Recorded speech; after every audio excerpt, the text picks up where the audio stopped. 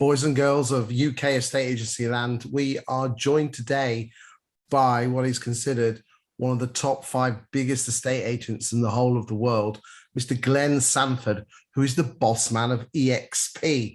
Glenn, thanks for joining me today. Thanks for having me. It's a pleasure. It's a pleasure. So, Glenn, you are the boss man of EXP, and EXP came to the shores of the UK a matter of 2.5 years ago, and in the self-employed estate agency model, the EXP model has certainly taken the country by storm. Obviously, other models are available, but the sort of noise that you guys are producing and the agents that you're attracting, you certainly are making an awful lot of people sit up and listen. Now, my understanding is that EXP is over 18 countries, including the USA. There's 78,000 estate agents. Well, I know you call them real estate agents, but obviously, in Britain, we call them estate agents. And you've grown by in excess of 30,000 estate agents in the last year. So you must be doing something right. I think the question is for the boys and girls out there in estate agency land in the UK is, let's find out a bit about you, the ethos, the culture, and the values of EXP, and what makes you guys so different compared to your Kellers and your Remaxes of this world. So tell us a little bit about yourself and how did you EXP come about, Glenn? Yeah, so I started, as an agent back in 2002. So I'm coming up on 20 years in the business. I started with an internet lead generation background. I'd actually come out of more of an internet marketing and technology background before real estate. Quickly built a personal career that was pretty good, but I recognized from just a business perspective that I didn't really own a business. I had a business that owned me. And so there wasn't really a way for me to think about actually running it as a business. I think the next stage would have been to maybe start a brokerage, which I did do. But then I recognized that all the agents that were in my brokerage had the same dilemma I had before starting a brokerage, which is that they didn't actually own a business. And so for me, I just wanted to solve for what would the brokerage need to look like for me to want to be an agent there for my entire career, as opposed to wanting to jump from real estate firm and real estate firm. And so that was really what we tried to solve. 2009, we started the company right after the downturn of the housing market. And at that point, there was kind of the perfect storm. High-speed internet was now pretty ubiquitous. You could get it, in your homes, on your phone. You had 3G. Now we're on 5G. And so the question was why do we need physical offices in order to be in the business? And I think that really that was a tipping point in 2009, just from a technology perspective. And then if we didn't have physical offices in a traditional sense, what could we do that would benefit the agents in a way that would give them other benefits? And so we just really retooled the model to provide sort of the ability to be less expensive. And then we layered in there benefits as if they were owners of the brokerage. And when other people that they attracted the brokerage closed transactions, they would build a little bit of residual income from that business building piece. So I think about the idea that agents at EXP go from being agents to being business owners that happen to sell real estate. So that's kind of the mindset shift, and I think that's one of the reasons why we've grown in the U.S. and I think probably worldwide. We've been the fastest growing agency in the world based on the last number of years, and so we're this year we're on track to go over 100,000 agents, and of course the UK we've done we've got a few hundred agents now, and it's been going really well here. Interesting you say you own your own business. Are you talking about the element of the fact that if as an agent you bring another agent underneath you, you get a share of their commission? Is that what you're talking about in terms of creating a business? Yeah, so we built out a model that's not that much different than, and I know it gets a bad rep, but kind of a multi-level marketing style compensation plan. Whereas if you bring in another agent, and they're doing transactions, you'll get a piece of what they do. But it doesn't come out of the agent's commission, it comes out of the company's commission. And so we've done that in such a way that it actually goes down 7 levels of agents. So if you bring in an agent, they bring in an agent, bring in an agent, this can build up over time. And some agents have actually built up a pretty meaningful income just from their agent attraction efforts. I mean, I was going to bring this on later on in the conversation, but I'm the sort of person that if it flicks in my head, I'll talk about it. Is there are some EXP agents in the UK whose perception in the industry is the balance between actually being an estate agent and selling houses as opposed to bringing new ones in is slightly out of balance. What is your opinion on that balance? Honestly, I mean, yeah.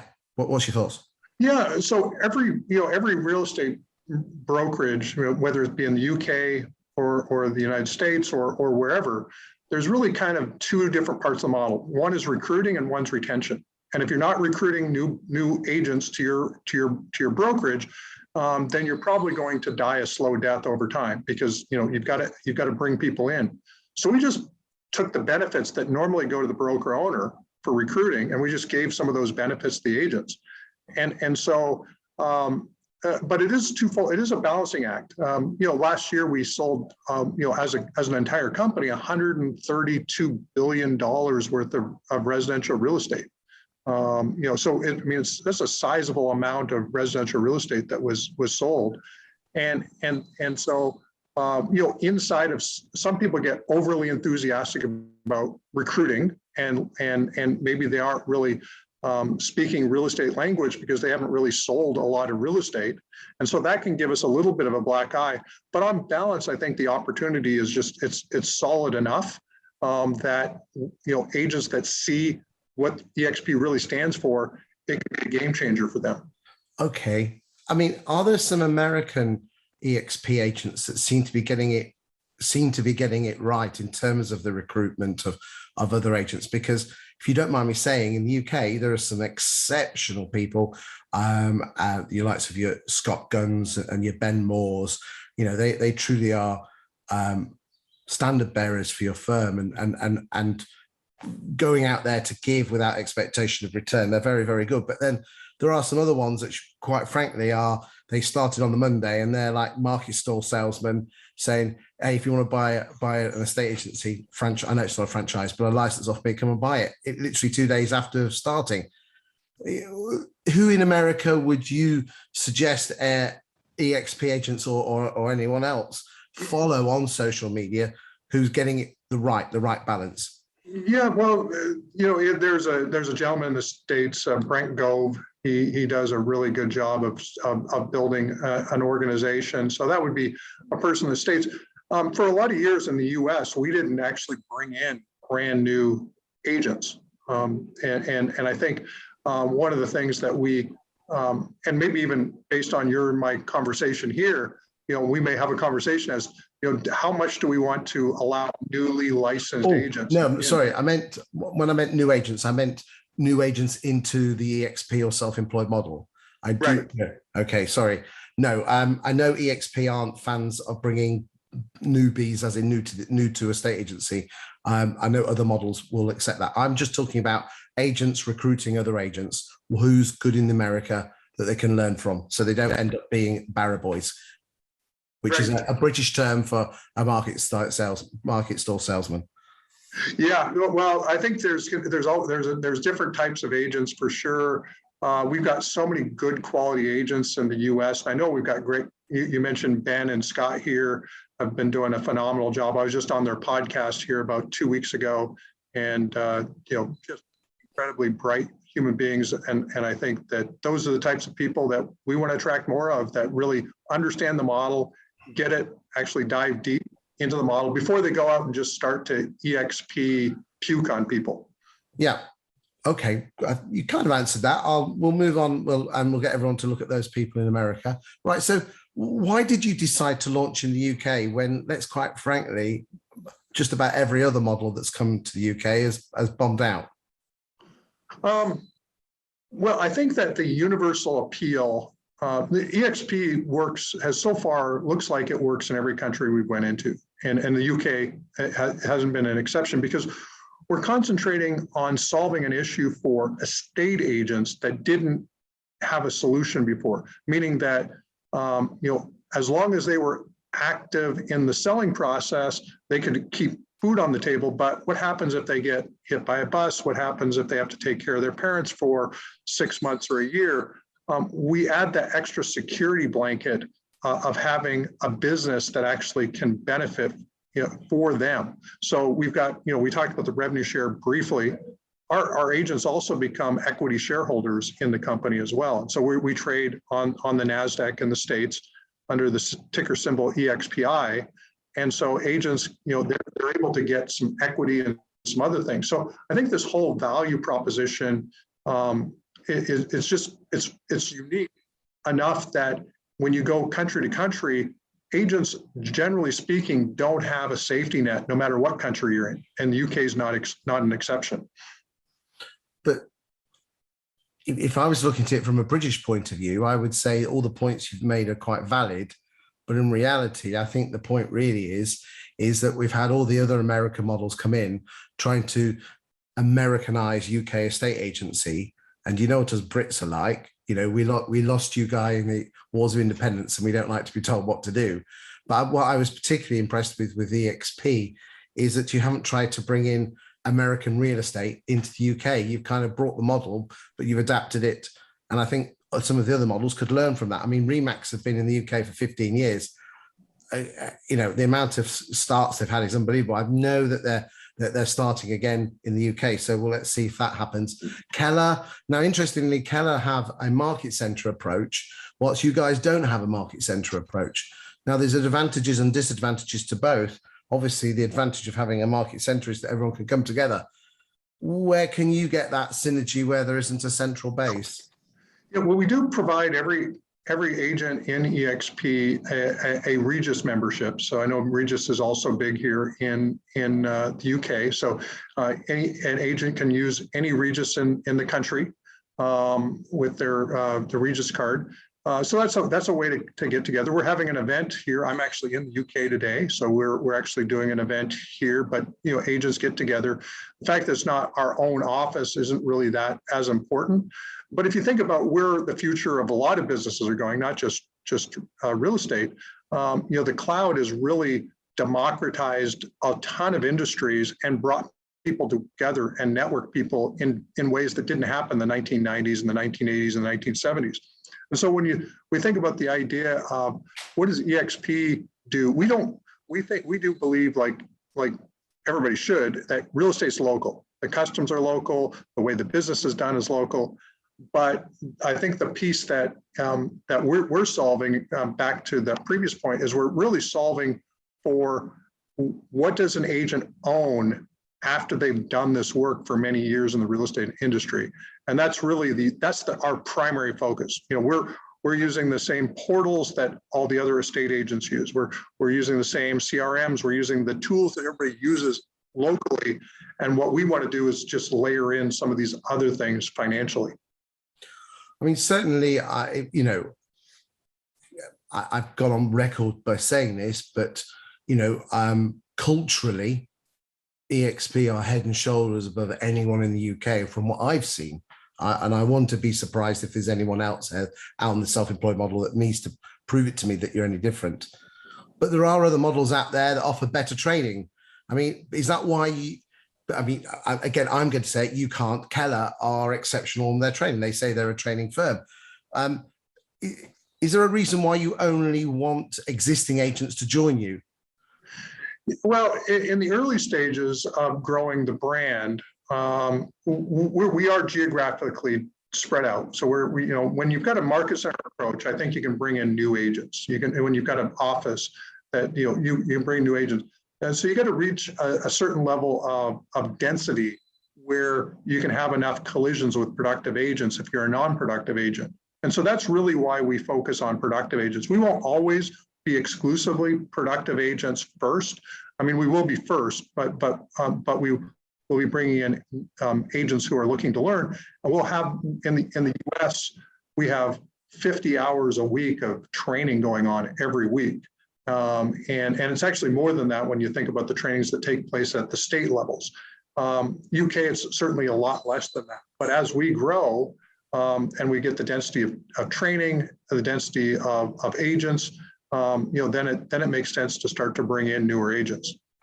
Good stuff. You said about the differences between the UK and the US. Are you surprised at any differences between the two countries with regard to estate agency, considering that we are so culturally similar as nations? Yeah, so one big advantage, I would say, to growing a brokerage in the US and Canada is that we have a very robust multiple listing service. So the ability for me at any firm to put a property into a database, and then an agent from any other firm can take their buyers to see those properties and easily know how they're going to get compensated. And so that really, in my mind, simplifies the business there. And here, there's not that sort of MLS piece. But one of the things what we kind of see is that as we grow, because we're one brokerage, we can provide some MLS-like benefits inside of the brand. So if you're an EXP agent, we can start to actually put in those types of benefits. So a seller can actually get more exposure over time in the EXP model because of sort of these MLS type pieces. The employment model in the UK was something that was totally foreign to us. So the idea, and in the US, I think the closest thing that I can think of is there are certain sales careers in the US. Automobile sales would be one that comes to mind, where there's a very minimum amount of wage that goes along with that. And then you get a bit of a commission for selling things. And it's really about people coming to the dealership. I think that that's in my mind kind of the analog to what I was seeing here. And so now the agents are actually able to be their own shingle here. That's something we're still learning, how to make that all work, because it's not an easy concept to take somebody from being an agent to being a business owner. Those are two separate skill sets. And so what we want to do is, of course, help people understand and think like business people, because with that comes additional freedom and responsibility. What do you think the UK could adopt from the USA or other countries that you're in that could improve the industry here? Every country has different innovations. I think the MLS is probably the one that I think could really benefit consumers. It could benefit agents. It could potentially speed up the sales process. I think one thing that I hear is that it takes a while from a contract on a property to close. And in the US, we can go from contract to close in 21 days. And if it's a cash sale, it could be 1 week. So yeah, I think we're at 111 days at the moment in the UK.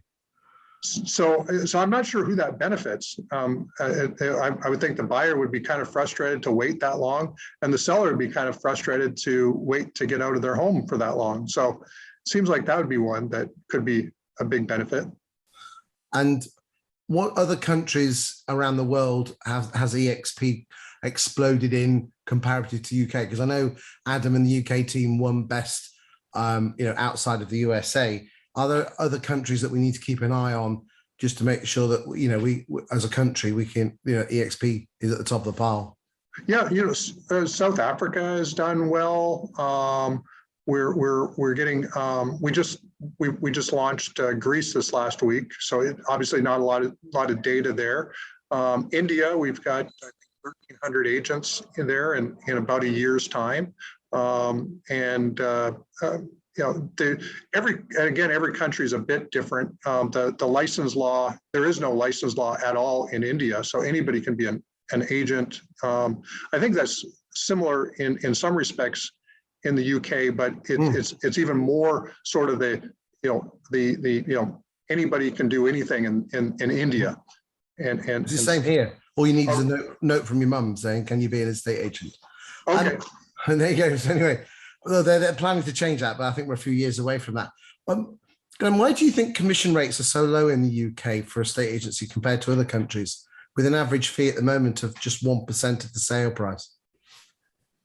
It's a great question. I think part of it is maybe how how professional estate agency may be considered. It may not be considered to be a noble profession yet. I'm not sure. In the U.S., it's very much of a profession that people aspire to be real estate agents, and I think they charge somewhat accordingly. So I think there's some element to that. I think also the MLS system. I've kind of thought about this around the world.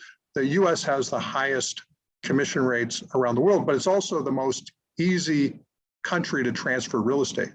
So it's very easy to list your property. It's very easy to get a buyer to make an offer. It's very easy to put the deal together. But I think the MLS makes it's somewhat easier to put all the pieces together.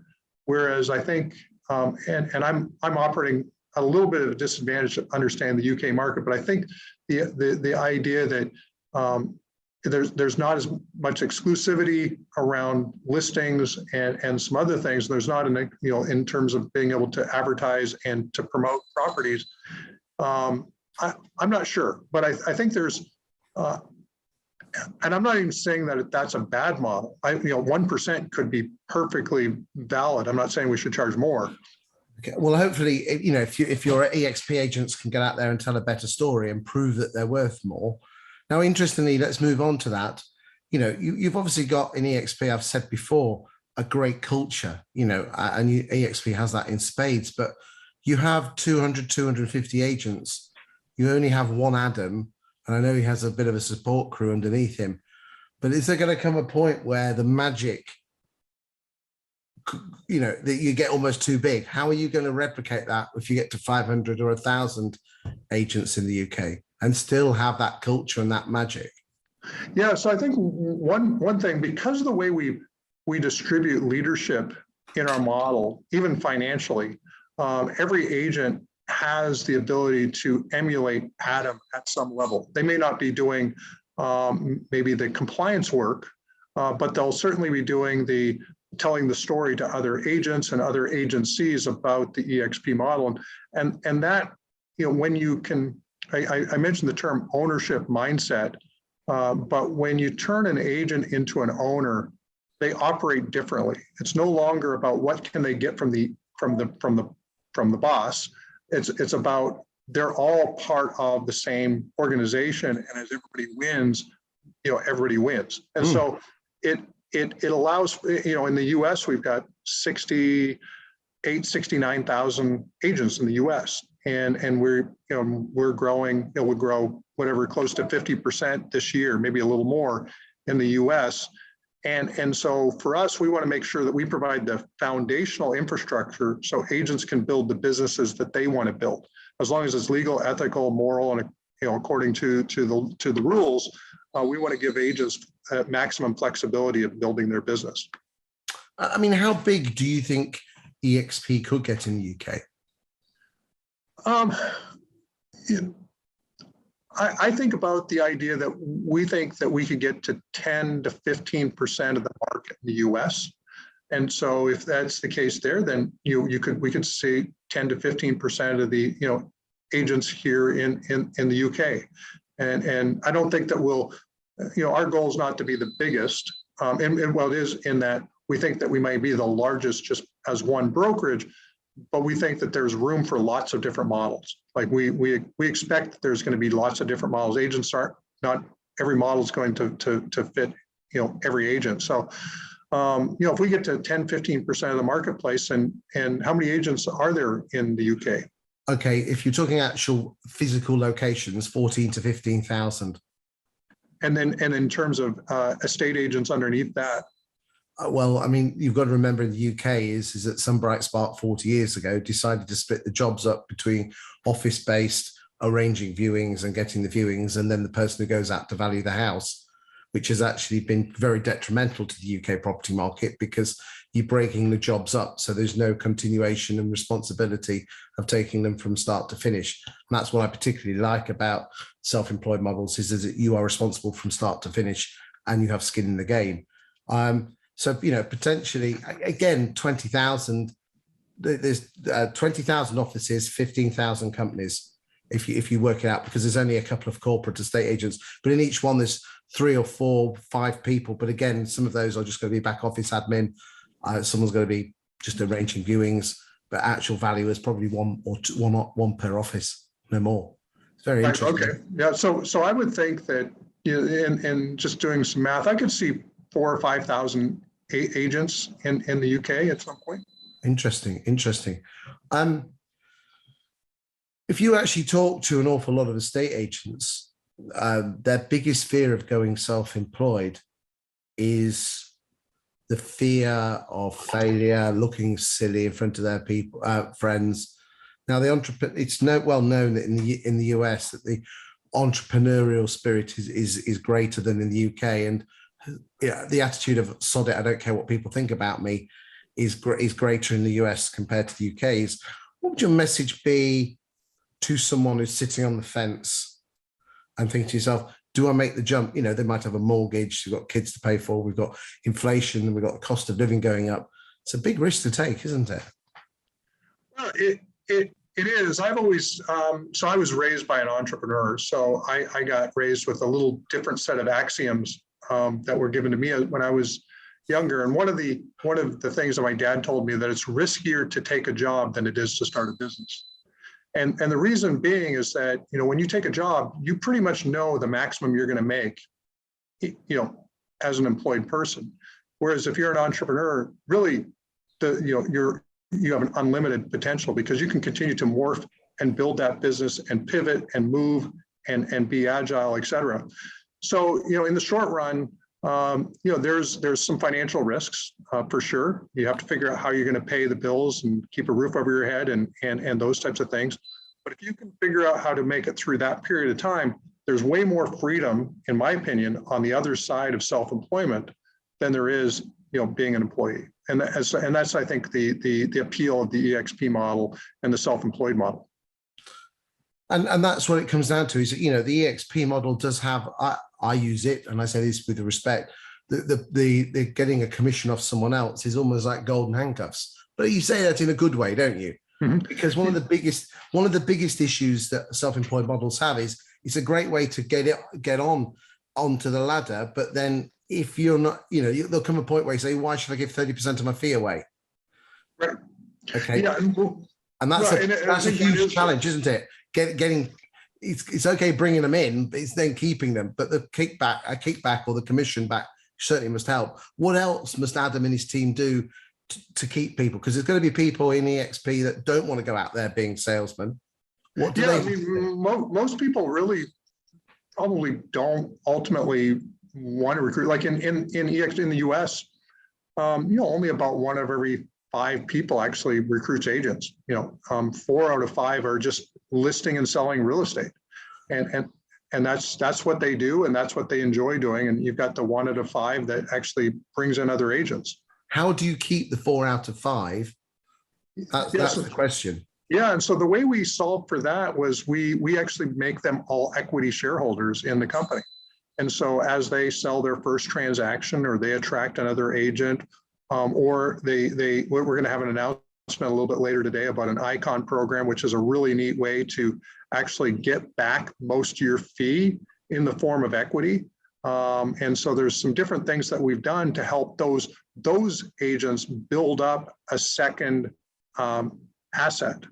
And when we started this program, our stock was effectively around 30 cents a share. It's now $24 a share today. And so you think about, those awards that have been put in place over time, they all have a 3-year vest. So they, typically you have to stay for another 3 years after you get the award.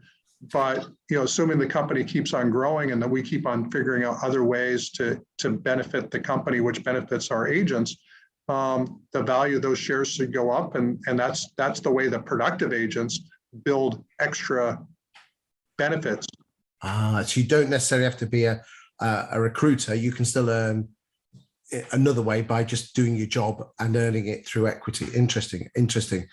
What would your final message be to any UK estate agent thinking of joining EXP? You know, you're the boss man. What would you say? What's the advantages?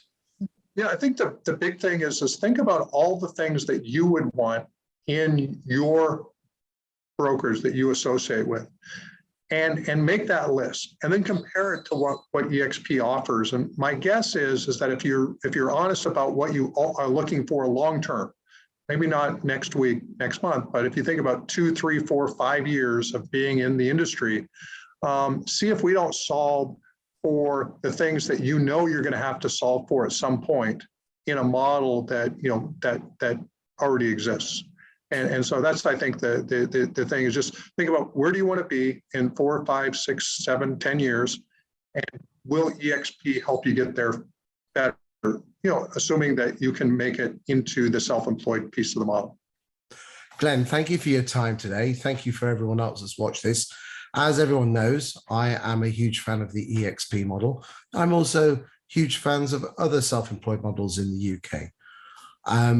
But I think it's important that I spoke with Glenn. He's in the UK. I was planning to come and see him, but unfortunately, I'm recovering from COVID, so I was unable to travel.